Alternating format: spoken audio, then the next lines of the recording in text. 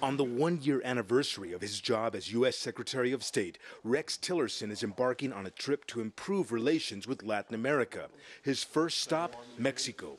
Tillerson will meet with Mexican Foreign Relations Secretary Luis Videgaray and Mexican President Enrique Peña Nieto.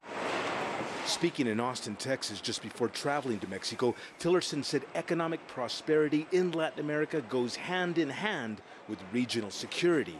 And he said modernizing the North American Free Trade Agreement, which includes Mexico, is a top U.S. priority. I understand how important NAFTA is for our economy and that of the continent.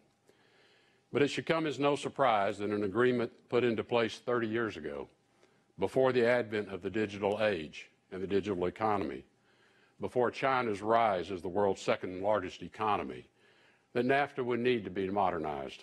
After a short stay in Mexico, Tillerson travels to Argentina, then Peru, Colombia, and Jamaica. The top U.S. diplomat is expected to use his time in the region to build a coalition that would levy political and economic sanctions against the governments of Nicolás Maduro in Venezuela and Raúl Castro in Cuba. Venezuela and Cuba remind us that for our hemisphere to grow and thrive, we must prioritize and promote democratic values. We must root out corruption in all of its forms. Ineffective, corrupt governance damages countries. The economy suffers.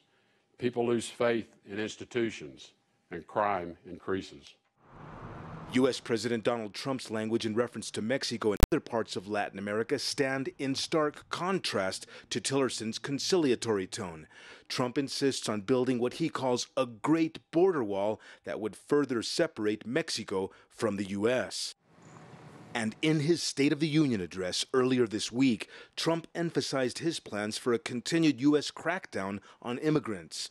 Many Latin Americans read that as a focus on people coming from their region. Nobody has said anything. Luz Maria de la Mora is an expert on U.S. and Latin American diplomacy. She says it's time for all sides to see that the U.S. and Latin American nations are permanent neighbors. I think that this will be a visit in which we will be able to express or explain our concerns, to explain our limits, and also to try to maintain the dialogue and the communication, which I think is extremely important to avoid unnecessary crisis.